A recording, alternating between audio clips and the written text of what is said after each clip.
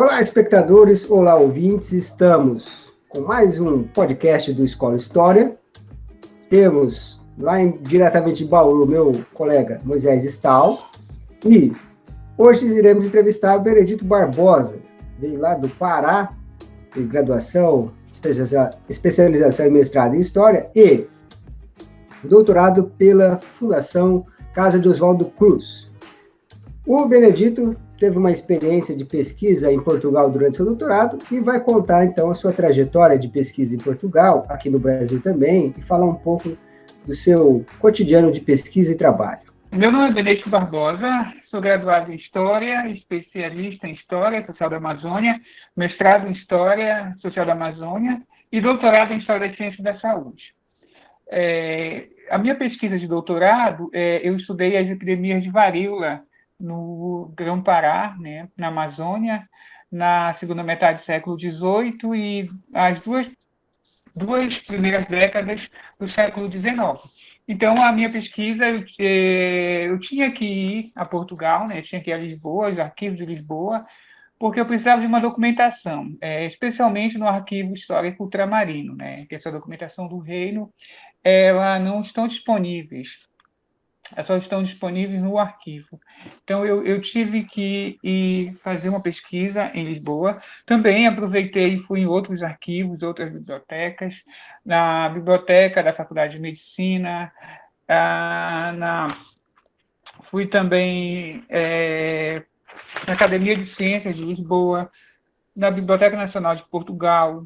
Eu fui no Arquivo da Marinha, só que no Arquivo da Marinha, pelo tempo que eu fui, né, eu fui assim, passei um mês e pouco, então assim, não deu tempo para pesquisar. Mas eu ainda cheguei a ir no Arquivo da Marinha, né, mas a pesquisa não foi intensa como no Arquivo Histórico Ultramarino e na Biblioteca da Faculdade de Medicina. Então, nesses dois arquivos, a pesquisa foi mais intensa, né? Então, eu fotografei documentos, transcrevi documentos, fui bem recebido, né? Então, assim, eu gostei muito de fazer pesquisa nos arquivos de Lisboa, e também na Biblioteca Nacional de Portugal, né? Mas na Biblioteca Nacional de Portugal, eu tive mais contato com livros, né? Não foi documento específico, como aqui estava Ultramarino. E são livros que não estão ainda digitalizados, e aí a necessidade de fotografar, a necessidade de xerocar, a necessidade de ter contato diretamente com essa documentação. Benedito, deixa eu aproveitar nesse assunto já aí.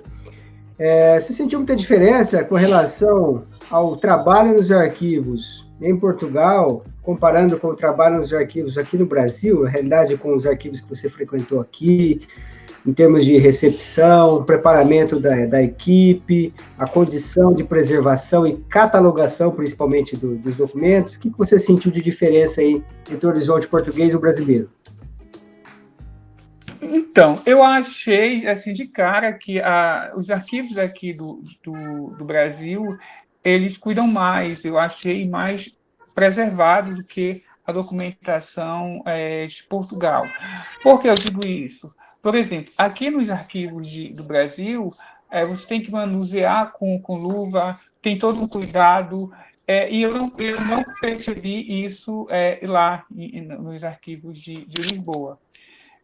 Com a minha experiência daqui do Brasil, eu cheguei lá já todo equipado, né? Mas não necessariamente eles fazem essa cobrança como existe aqui no Brasil. Então, isso assim, eu achei um grande diferencial. Claro, você que é pesquisador já tem que ter essa responsabilidade de fazer essa pesquisa com máscara, fazer com luva, ter todo um cuidado. Mas, tirando isso, eu achei a receptividade muito boa. Você tem que chegar, agendar, igualmente aqui os arquivos do Brasil. Também a forma ainda de pesquisar é muito parecida aqui com a do Brasil, né? Você chega, você vai para uma máquina, você faz, e essa máquina, o computador, você faz a busca se você já tiver essa busca, isso facilita a pesquisa. Você vai com a atendente, você entrega o número do códice, você entrega o número da documentação, ela traz esse documento para você. E aí você pode, depende muito do arquivo. Tem arquivo que permite a fotografar, e isso facilita muito por conta do recurso financeiro mesmo, do dinheiro, né? Que até lá em euro, então é bem mais caro que aqui no Brasil, mas tem alguns arquivos que permitem fotografar, outros não permitem, somente copiar. E tem outros que permite também xerocar, né? Quer dizer, existe uma diferença de arquivo para arquivo, né? Benedito, Moisés? aqui é o Moisés. Eu quero saber de você, em relação ao seu tema, a construção do seu objeto e como você chegou lá em Portugal e desenvolveu, apresentou o seu objeto para o público de Portugal, no caso, os bibliotecários, os responsáveis pelos arquivos, e qual a relação, qual a ideia que você apresentou a partir do seu objeto? Eu trabalho período colonial, né? Então, esse tema, eu trabalhei as epidemias de varíola, que no período colonial, não só o período colonial, mas até o século XX, era conhecida popularmente como bexigas, né? Então, esse tema eu já estou trabalhando desde a especialização, desde 2006. Né? Em 2006, na especialização, eu estudei trabalho e economia no período colonial, na Amazônia colonial. Então, eu já tive contato com essa documentação, com essas fontes. No mestrado, eu estudei o comércio de escravizados, e aí eu tive mais contato com essa documentação. E aí eu já discuti um pouco também no mestrado, um pouco das epidemias de varíola, mas bem superficial, né? Já no doutorado, eu já quis intensificar esse estudo, já que eu já me preparei para fazer um estudo específico sobre as epidemias de varíola, e parte dessa documentação, como trata do período colonial, está em Lisboa, né? Está em Portugal. Benedito, eu queria voltar um pouquinho no tempo agora, queria que você contasse para a gente um pouco da sua trajetória de estudante, né? Você veio lá da Universidade Federal do Pará, e como foi a sua graduação? Você entrou com quantos anos na faculdade? Você veio de escola pública, veio de escola particular? Como foi essa sua trajetória aí de estudo e pesquisa? Então, eu sempre estudei em escola pública e, no meu tempo, pelo menos aqui no estado do Pará, existia o ensino médio era por áreas, né? Você tinha CE, que era Ciências Exatas, CH, Ciências Humanas, CB, Ciências Biológicas. E eu fiz ciências CH, né, ciências humanas, e fiz o vestibular. Não era Enem, era o vestibular tradicional de cada universidade tinha o seu vestibular. Então eu já entrei, eu tive problemas de família, meu pai adoeceu, minha mãe também, eu já entrei com 23 anos na graduação. Terminando a graduação, diretamente eu entrei na especialização, da especialização também fui direto para o mestrado, e do mestrado para o doutorado eu já tive mais ou menos de 5 a 6 anos, né, por conta de trabalho. Aí eu comecei a trabalhar depois que eu terminei a graduação, e o mestrado foi muito difícil, porque eu não ganhei licença, eu não tirei licença para estudar, então eu tive que me dedicar ao trabalho e ao estudo. E foi muito difícil mesmo. E para o doutorado, não. Eu disse que eu ia fazer o doutorado com calma, eu fazia o doutorado só quando eu tiver condições de tirar licença do trabalho. E foi isso que aconteceu. Então, 2014 para 2015 eu fiz a seleção do doutorado, aí consegui licença, eu tenho 2 vínculos, eu trabalho no estado e no município, e aí eu consegui licença e fui para o Rio de Janeiro. Então, todo o período do doutorado, os 4 anos, eu tive licença e foi uma licença remunerada. Então, isso me ajudou muito. Legal. Você atua como professor no estado e no município, é isso? Sim, eu sou professor de História no estado e no município. E por conta disso foi muito difícil fazer o mestrado. Imagine trabalhar, estudar, pesquisar e ainda escrever, né? Então, o doutorado não, eu falei, não, eu tenho que fazer com calma, porque não tem condições de pesquisar, estudar e escrever a tese e trabalhar. Benedito, eu gostaria de saber, em relação aos vínculos que você teve em Portugal, você teve vínculo institucional com alguma universidade ou você foi pesquisar por conta própria? E como você se virou lá em Portugal por conta própria? Então, eu tentei o doutorado sanduíche pela CAPES e pelo CNPq, não consegui. Então, como eu tinha que fazer essa pesquisa, desde quando eu entrei no doutorado, desde 2015, eu também já fui me preparando financeiramente. Caso eu não conseguisse a bolsa, eu teria assim um recurso já, teria um dinheiro guardado para fazer essa viagem, né? Então eu tentei dos dois lados, né? Tentei a bolsa, não consegui, mas aí eu fui com recurso próprio. Então, antes da seleção, eu tinha entrado em contato com o orientador, né? Caso eu ganhasse a bolsa, eu teria um orientador em Portugal. E eu conversei com a professora Ângela Domingues, que é professora da Universidade de Lisboa. Ela veio ministrar uma disciplina na UFPA. Eu fiz essa disciplina com ela e eu fiz contato com a professora Ângela. Ela aceitou me orientar. Como eu não ganhei a bolsa, eu fui assim mesmo, né? Então, ela não me orientou, que eu posso dizer, institucionalmente, porque eu não ganhei bolsa, mas ela me orientou informalmente, né? Eu tive algumas orientações com ela, ela me indicou bibliografia, me indicou a documentação, me indicou arquivo, ela me indicou ainda outros arquivos, por exemplo, de Coimbra, é, arquivo do Porto, só que eu não tive condições por conta do tempo, né? O tempo foi bem corrido, né? Para você fazer uma pesquisa com mais calma, você tem que passar 4, 5 ou 6 meses. Eu passei um mês e pouco, né? Por conta de não ter conseguido a bolsa, fui com o meu próprio recurso. Mas aí tive também, como eu falei, toda essa assistência da professora Angela Domingues, com orientação, com indicação de bibliografia. Assim, me orientou um pouco sobre esse meu trabalho. Benedito, eu quero fazer uma pergunta um pouco que mistura um pouco a sua experiência pessoal, né, o seu lado pessoal. Para mim, particularmente, quando eu visitei Portugal, a primeira e única vez, em 2017, eu fiquei bastante impressionado lá com o nível de internacionalização da Universidade Portuguesa, dos universitários em geral, e também da população de Lisboa, de um modo geral, né? A questão de todos os lugares, pessoal falando inglês, eu fiquei bastante impressionado e bastante impactado com Portugal. Acho que a gente faz aqui no Brasil uma ideia muito errada de Portugal.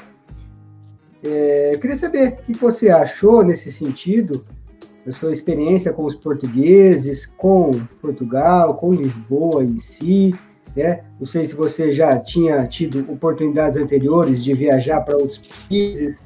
Comenta um pouco dessa sua experiência. Bom, assim, foi uma experiência bem legal, porque bem legal, mas esse legal assim, bem marcado por medo, que eu nunca tinha não conseguia, não tinha ido, né? Não sabia como seria. E também só, uma coisa é você se planejar, fazer viagem com os amigos, outra coisa é você ir só, né? Então, para Lisboa, eu fui só, eu consegui através de amigos, eles indicaram o site, eu entrei, aluguei quarto em um apartamento, ficou bem próximo do metrô, então, na freguesia dos Anjos, e a partir dali eu me deslocava para toda Lisboa, né? Todos os arquivos, todos os espaços que eu ia. E eu tinha amigos que eles estavam em Coimbra, então, assim, no final de semana eu ia para Coimbra, fui para Cascais também, fui para Santa Maria da Feira, que é uma outra cidade, inclusive visitei uma feira medieval, foi uma experiência muito boa. Mas essa relação Inicialmente eu fiquei um pouco assustado, sabe? Mas depois eu fui me adaptando e eu achei bem legal. Há algumas pessoas, assim, bem fechadas, outras, assim, super educadas, e é isso. O que eu percebi com relação Portugal e Brasil, né? Essa própria questão de você, aqui no Brasil, você não pode sair com notebook, né? Na rua, celular, e lá não, eu achei isso bem normal mesmo, pessoas com celular, com notebook, então, assim, a cidade bem limpa, né, se comparado com as cidades do Brasil, então isso, assim, me chamou muito a atenção. o que a gente pode perceber, né, Benedito, é que você foi para Portugal com a cara e com a coragem e conseguiu, pesquisou, visitou os arquivos, pegou a documentação necessária. Então você se apresentou como um pesquisador. Nesse sentido, eu gostaria de saber sua opinião em relação à regulamentação recente da profissão do historiador. Como você pensa a profissão do historiador a partir dessa regulamentação que ocorreu há poucos dias? Então, a questão da regulamentação, a questão é que regulamentou, mas não só o historiador vai ter direito que eu posso dizer, a escrever, por exemplo, sobre determinado assunto, não pode se fechar somente ao historiador. Até porque a pesquisa, ela, de modo geral, ela é interdisciplinar, né? Por exemplo, no meu trabalho, eu dialogo muito com a antropologia, dialogo muito com a medicina, dialogo com outras ciências. A profissão do historiador também regulamentou, né? Mas eu acredito que não pode ficar fechada ao historiador, determinado tema, né? Mas acredito, por outro lado, que isso vai dar respaldo para as pesquisas, vai dar respaldo para o profissional, né? Até então, nós não éramos reconhecidos, né? Então, isso é muito positivo. Benedito, você mora em Belém, é isso? Não, eu moro em Castanhal. Castanhal é uma cidade que fica a 70 quilômetros de Belém, né? Então, é uma cidade, eu acho que é a quinta ou sexta maior cidade do estado do Pará, fica bem próximo da capital. E durante todo minha vida acadêmica no Pará, eu morava em Castanhal, mas estudava em Belém. Quer dizer, aqui tem uma grande... tem muitos alunos que fazem isso todos os dias, né? Aqui nós temos a Universidade Federal do Pará, na minha cidade, a Universidade do Estado do Pará, tem a Estácio, que é particular, tem o Instituto Federal também, né? Mas não tem todos os cursos. Então, por exemplo, História não tem. Então, para fazer, eu tive que ir para Belém, né? Eu queria saber, Benedito, assim, você então, assim como eu e Moisés, somos figuras aí do interior dos estados, né? Eu e Moisés aqui do interior de São Paulo, né? As cidades bem pequenas e tal. Eu queria saber, assim, a sua, pessoalmente, como foi sair do Pará para chegar no Rio de Janeiro, fazer doutorado? Na verdade, eu já fui impulsionado desde a minha graduação, né? Desde a graduação, desde o primeiro mês de graduação, eu já tive contato com a pesquisa, né? Eu sempre fui bolsista de iniciação científica, né? Então, eu entrei em 2000 na universidade, em março de 2000, em abril eu já estava inserido em grupos de pesquisas, né? Em 2002, eu fui bolsista do Museu Emílio Gueldi durante 3 anos, e a minha orientadora, ela me impulsionava muito a fazer o mestrado fora, né? Por conta da experiência, mas por conta de trabalho eu tive que fazer na UFPA, né? E assim, foi maravilhoso o mestrado, mas o doutorado não, eu já quis ter essa outra experiência também, né? E eu me planejei, eu me organizei para fazer o doutorado no Rio de Janeiro, né? Eu tinha muito vontade, interesse também, e fui impulsionado pelos meus orientadores a fazer o doutorado fora, né, por conta dessa experiência. Você foi para a Fiocruz, né, que é uma das instituições, cientificamente falando, uma das mais prestigiosas do Brasil, né? Talvez a principal, tem ganhado muito destaque na mídia atualmente, com a questão do Covid, né? Todo o seu histórico como instituição, né, fundamental para a ciência do Brasil, e também lá a figura do próprio Oswaldo Cruz, né, que é uma ação importantíssima na história da República Brasileira. Eu queria saber se você sentiu muita diferença nessa adaptação, saindo da Universidade Federal do Pará do mestrado, foi para o doutorado da Fiocruz, o que você sentiu de diferente, já numa linha especialista, né, em História da Ciência, como que foi essa questão?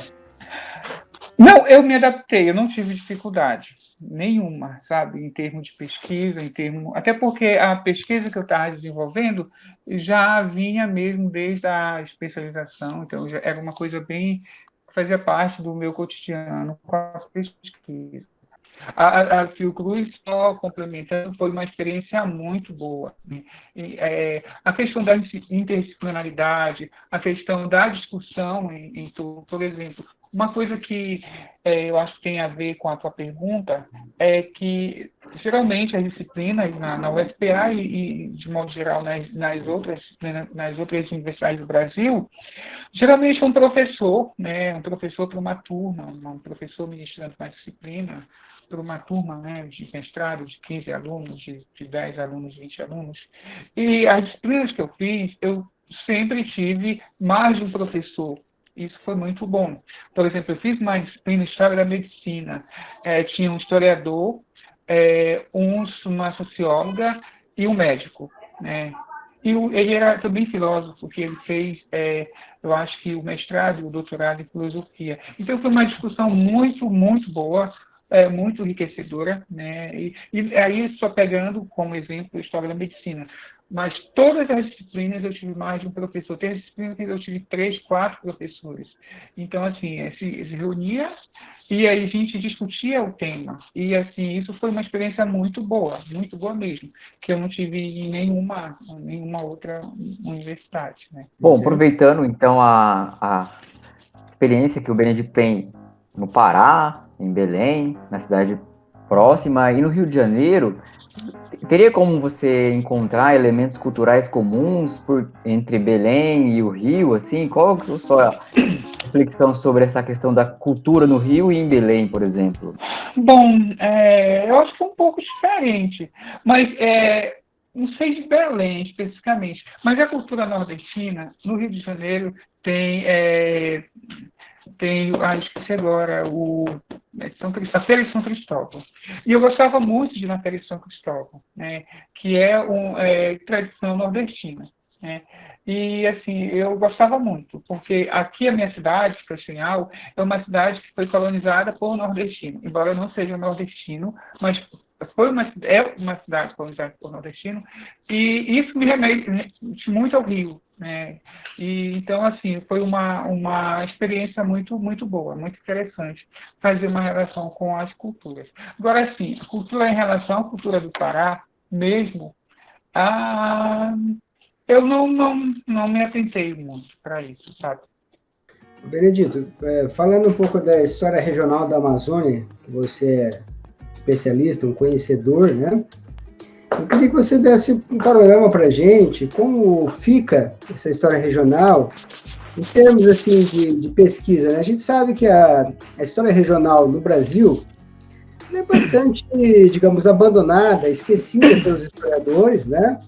Aqui, por exemplo, a história das regiões menores do interior de São Paulo, Paraná, a gente não tem quase nada. No entanto, a Amazônia é uma área que desperta muito interesse, né, inclusive internacional.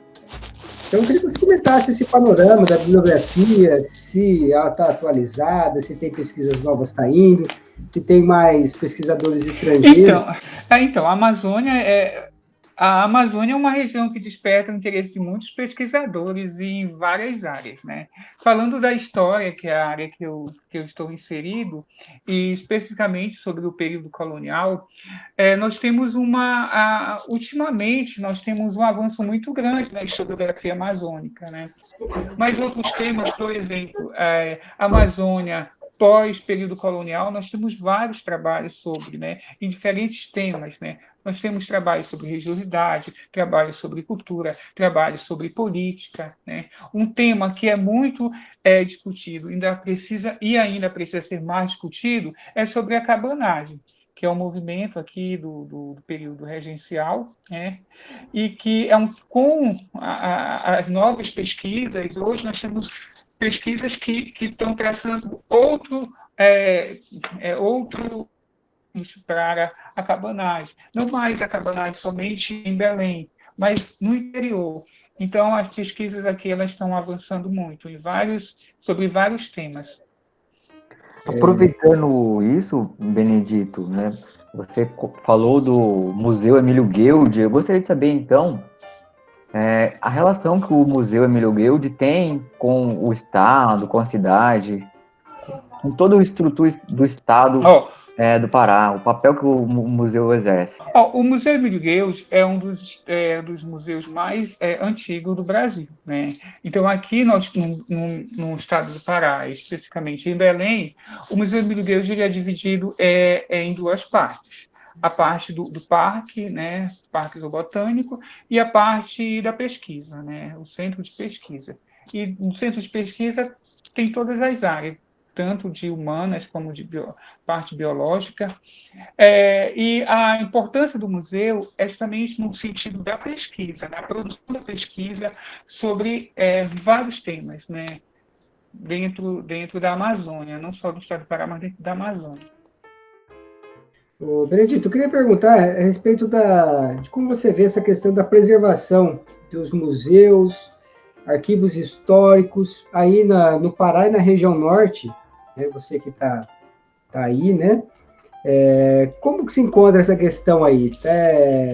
Com relação à documentação, eu acredito que aqui no estado do Pará tem, principalmente no Arquivo Público do estado do Pará, que é o principal arquivo mesmo aberto para a sociedade, a documentação é muito bem preservada, principalmente a documentação do período colonial. Nós temos um acervo muito, muito rico que recebe pesquisadores de várias partes do Brasil e do mundo aqui no estado do Pará, né?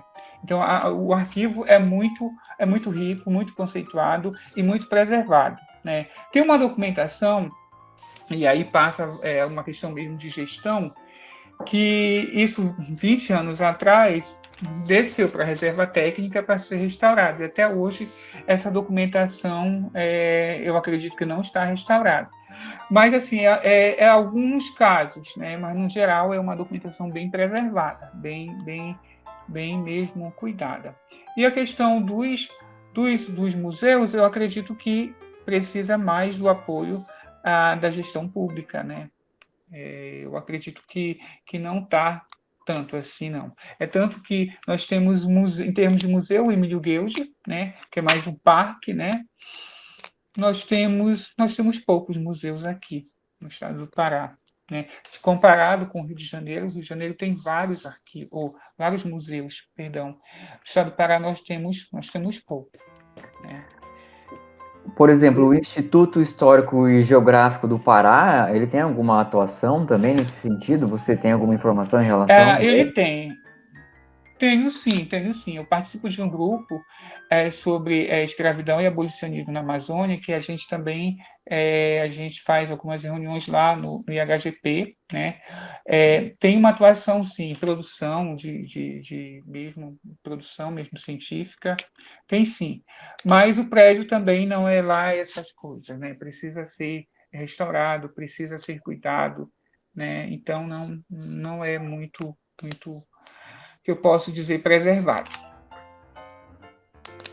Benedito, você falou da cabanagem aquela hora, eu queria voltar ao assunto da cabanagem. Não sei se você tem aí já de cara, você poderia citar alguns trabalhos para a gente, desses novos trabalhos que traçam então uma nova história, né? Uma nova narrativa acerca desse movimento. Então, os trabalhos, assim, tem a professora Magda Risse, que ela é referência, é professora da Universidade Federal do Pará, que ela pesquisa a cabanagem, né? Eu acho que tem mais de 20 anos que a professora pesquisa. Então, ela tem vários orientandos e eles pesquisam não somente a cabanagem, mas o contexto da cabanagem, e tem muitos trabalhos já em nível de pós-graduação sobre a cabanagem, como eu mencionei. Não só a cabanagem em Belém, né, mas a cabanagem para o interior. Isso que é interessante, né? Até então, as pesquisas sempre elas mostraram a cabanagem somente em Belém, né? E as novas pesquisas estão mostrando cabanagem no interior, onde a atuação do movimento foi bem mais forte, né? Também no Amazonas, né? A UFAM tem alguns trabalhos já sobre a cabanagem, né? Como eu mencionei, o meu foco é período colonial, mas como professor da educação básica e também como aluno de pós-graduação, a gente tem contato com esses textos, né? A gente tem contato com essas pesquisas. Aproveitando que você entrou nessa questão do professor. Gostaria de saber como você trabalha o seu tema, a sua tese com os alunos. Você chega a utilizar uma discussão, apresentar uma discussão para eles sobre o tema que você desenvolveu no doutorado? Então, o ano passado, esse ano, não deu para trabalhar nada, né? A gente está com atividades remotas, então, assim, a gente não está seguindo, assim, mesmo o conteúdo, né? A gente está trabalhando com temas transversais. Mas o ano passado foi bem interessante. Aqui no estado do Pará, eu também sou professor de estudos amazônicos, que eu não sei como é que se dá aí em São Paulo, que é uma história regional, né? Então, tem umas estudos amazônicos que eu trabalho, a gente só tem mais voltado para a Amazônia. E eu trabalhei bastante sobre essa questão das doenças na Amazônia, trabalhei bastante sobre a varíola na Amazônia, e assim é muito interessante, porque os alunos não têm esse conhecimento e eles gostam, eles acham muito interessante estar discutindo, porque eu não trabalho só com a questão das doenças, mas eu vou trabalhar com as práticas de curas, né? Eu vou trabalhar com a questão da assistência à saúde, falar um pouco dos hospitais, falar um pouco dos curandeiros. Então, assim, é um tema que pega vários outros temas, né? Isso é bem interessante. Aí eu trabalho também com eles, por exemplo, quando eu estou trabalhando o curandeirismo, né? São essa questão, eu falo muito das plantas medicinais. E eu mando eles pesquisarem um pouco, conversarem com os pais, conversarem com os avós, conversarem com pessoas mais velhas, sobre essas plantas. E eu peço a relação, eles me trazem relação das plantas, que aqui na Amazônia a gente utiliza muito plantas, né, no nosso dia a dia. Então, em termos de curar, tratar certas doenças, né? Então, assim, é algo que faz parte do nosso cotidiano. E dá para trabalhar bem legal isso, meu tema. Benedito, nesse sentido, né, pelas algumas respostas que você deu, eu fui notando aqui que a gente tem uma formação, uma conformação do currículo aí no Pará um pouco diferente do que a gente tem aqui em São Paulo, né? Tanto quando você descreveu a sua trajetória de aluno no ensino médio, quanto agora você comentando sobre as aulas, as disciplinas que você leciona. Eu queria saber, nesse sentido, a respeito se a BNCC, se essa nova BNCC causou aí algum impacto muito significativo ou promete causar no próximo ano ainda, um impacto muito significativo nos currículos de vocês, na forma de trabalhar, na organização das disciplinas. Como que está? Como você vê essa implantação da nova base curricular comum? Então, quando eu mencionei que as áreas antes eram CH, CBCE, isso 20 anos atrás, né? Quando não existia o Enem, e depois passou a ser, eu acho que a partir de 96, né, 1996, com a nova LDB, passou a unificar o ensino médio. Então, acabou as áreas, né, até o magistério, que antigamente existia, passou a ser o novo, o ensino médio, né, que passou a substituir o antigo segundo grau. Mas hoje não, hoje nós já temos o ensino médio mesmo, algo em nível nacional.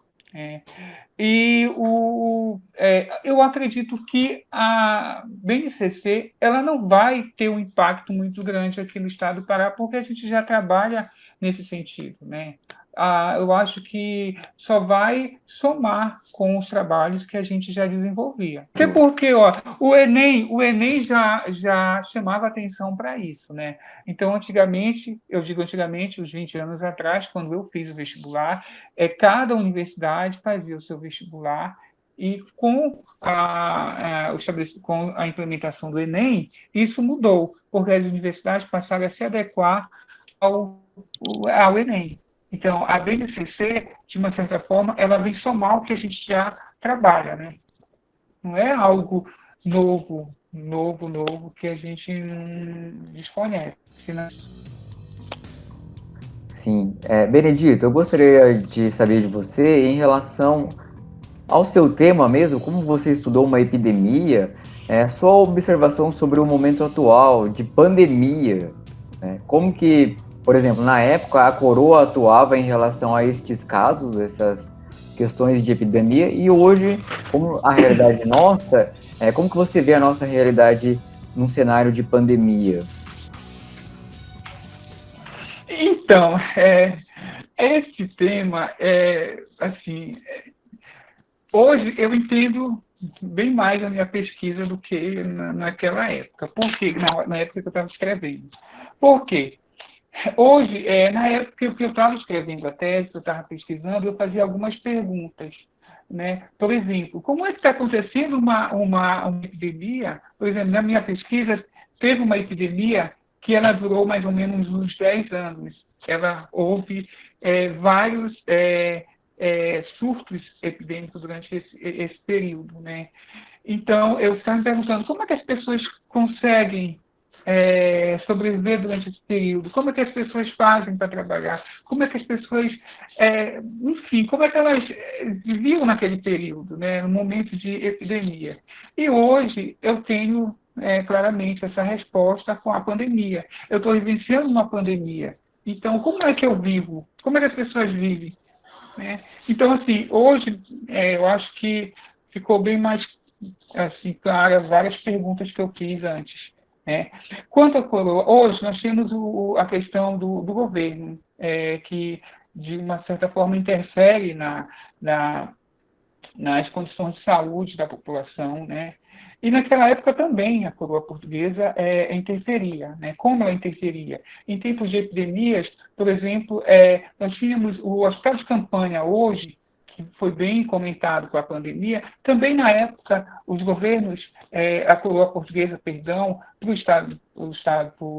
para o Pará, né, que antigamente era o estado do Grão-Pará e Maranhão, posteriormente o estado do Grão-Pará e Rio Negro, a coroa portuguesa também intensificava isso. Né? Eu lembro que uma epidemia da década de 90, essa aqui durou 10 anos, a coroa portuguesa, via administração colonial, ela improvisou um convento para tratar os doentes. Quer dizer, esse convento seria hoje o hospital de campanha. Né? Então, a coroa mandava desinfectar as ruas de Belém, por exemplo, mandava jogar produtos químicos como uma forma de desinfectar esse meio ambiente. Né? Essa ideia dos miasmas, que era muito forte no século XVIII, a coroa portuguesa também mandou inocular, principalmente indígenas e negros, né, crianças indígenas negras. E isso foi algo que não se restringiu só apenas ao Grão-Pará, né, mas isso foi todas as áreas ultramarinas. Né. Então, isso foi bem visível aqui no Brasil, em várias regiões do Brasil. No Rio de Janeiro, no Maranhão, na Bahia, no Pará. Então, a varíola foi uma doença que matou muita gente, né? Muita gente mesmo. A varíola foi uma doença que, assim, no século XVIII, houve várias epidemias em várias partes do mundo e no Brasil também. Então, a coroa vai usar a inoculação, que era o método, né, de prevenção, né? E, posteriormente, a vacina janeriana vai surgir em 1796, só vai chegar aqui no Brasil no início do século XIX. E aqui no Pará, nas minhas pesquisas, eu consigo ter contato com essa vacina só em 1819.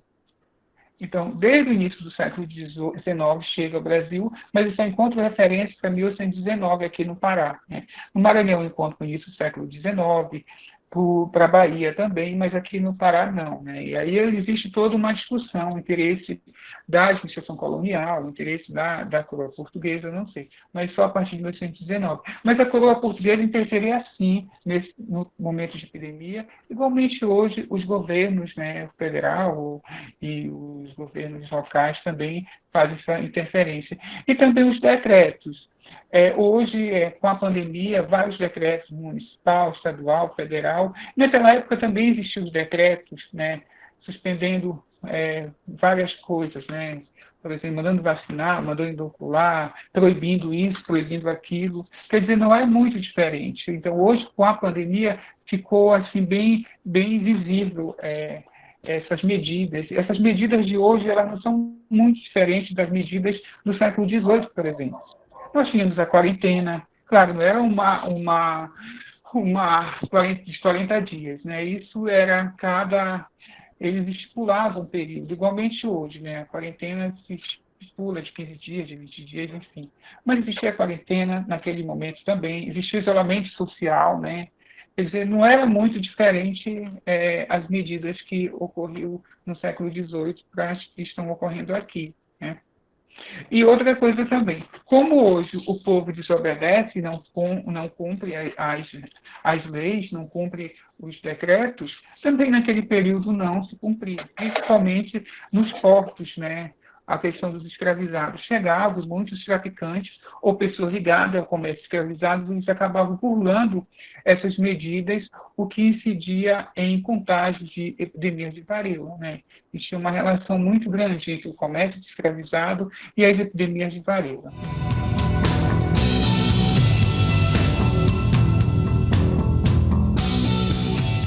Nesse sentido, eu queria perguntar ainda, Benedito, sobre as epidemias, essa questão dos escravizados, né? Quais outros tipos de epidemias que você conseguiu e conhece bastante os dois temas, né?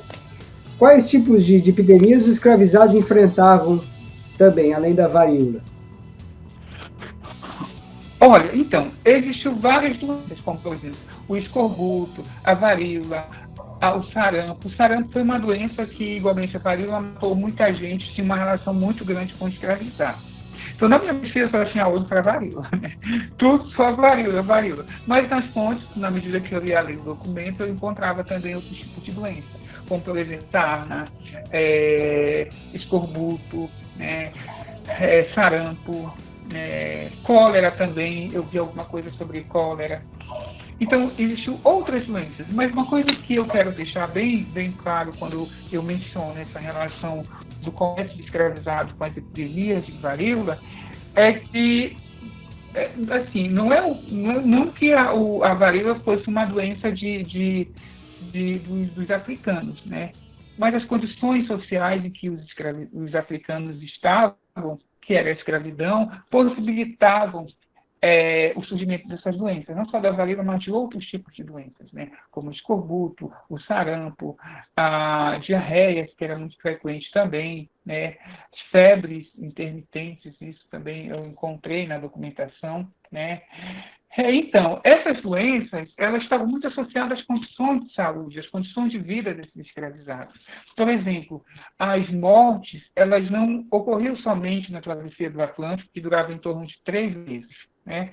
Mas elas ocorriam desde o litoral, desde o sertão, quando eles eram capturados, levados para o litoral, eles ficavam em galpões, né, em barracões, esperando viagem, né? E essas viagens às vezes demoravam, então eles passavam por todos esses problemas, né?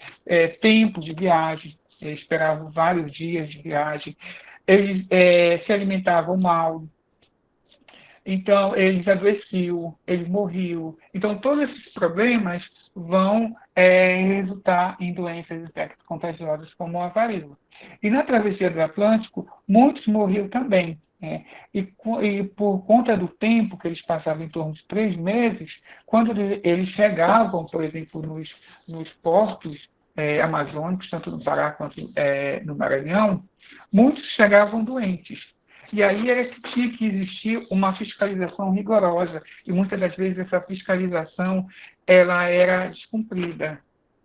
E aí incidia no desembarque de escravizados doentes. E isso possibilitava o contágio e, consequentemente, as epidemias, né? Então, o escravizado chegava no Porto de Belém, no Porto de São Luís, muitos não passavam pela fiscalização, porque tinham que passar pela fiscalização da saúde, se apresentasse alguma doença, tinha que ficar em quarentena para depois desembarcar. Então, muitos acabavam desembarcando sem passar pela visitação da saúde, sem passar pela fiscalização. E aí eles eram revendidos para o interior, para as vilas e povoados amazônicos, e eles levavam a doença para essas regiões. Também eu encontrei casos de epidemias de bexigas que, por exemplo, que não vinha pelos portos, né? Não vinha pelos escravizados descidos nos portos amazônicos, mas vinha pela fronteira também. Então, aí o período colonial, a Amazônia era uma região, o Grão-Pará, perdão, era uma região de fronteiras, né?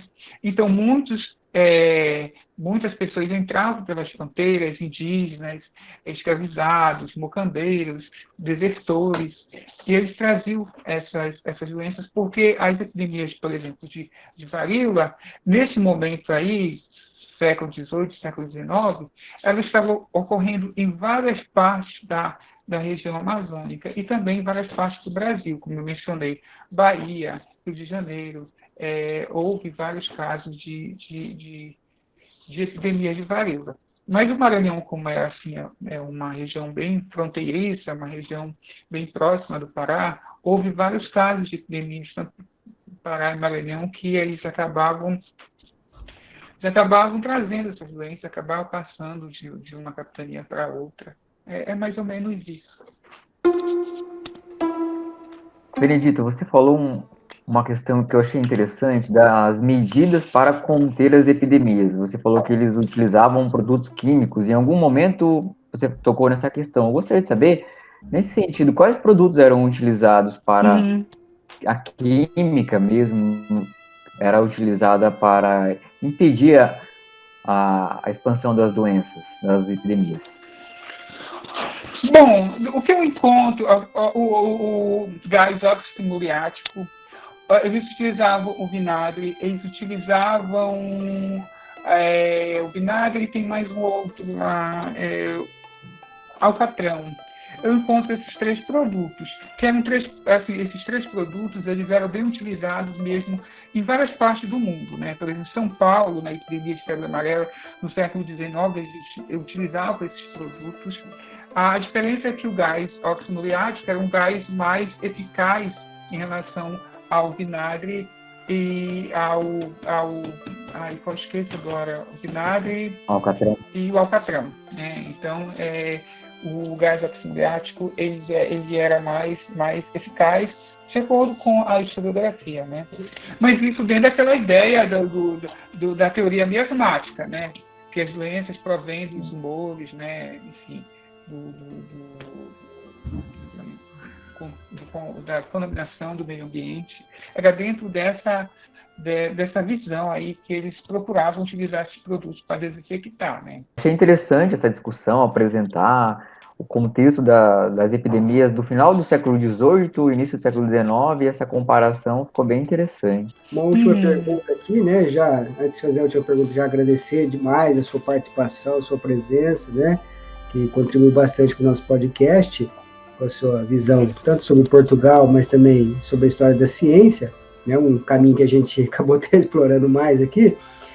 Mas eu queria que você deixasse, então, recomendações para os nossos ouvintes, uma recomendação de alguma coisa, alguma atividade cultural, seja livro, filme, qualquer coisa, mas que seja de preferência gratuita, qualquer indicação sua, e uma recomendação sua de leitura de algum trabalho seu, para o ouvinte que se interessou mais pela sua pesquisa. Gente, eu tenho vários trabalhos já que já publiquei, artigos pequenos em encontros. Eu não estou lembrando agora, mas tem a minha tese, que eu acredito que até outra semana já vai estar disponível na base de dados da Fundação Oswaldo Cruz, né? Do Programa de Pós-Graduação em História das Ciências e da Saúde. Mas tem também um artigo organizado pelo professor Flávio Gomes e a professora Tânia Pimenta, esqueço agora, assim, escravidão,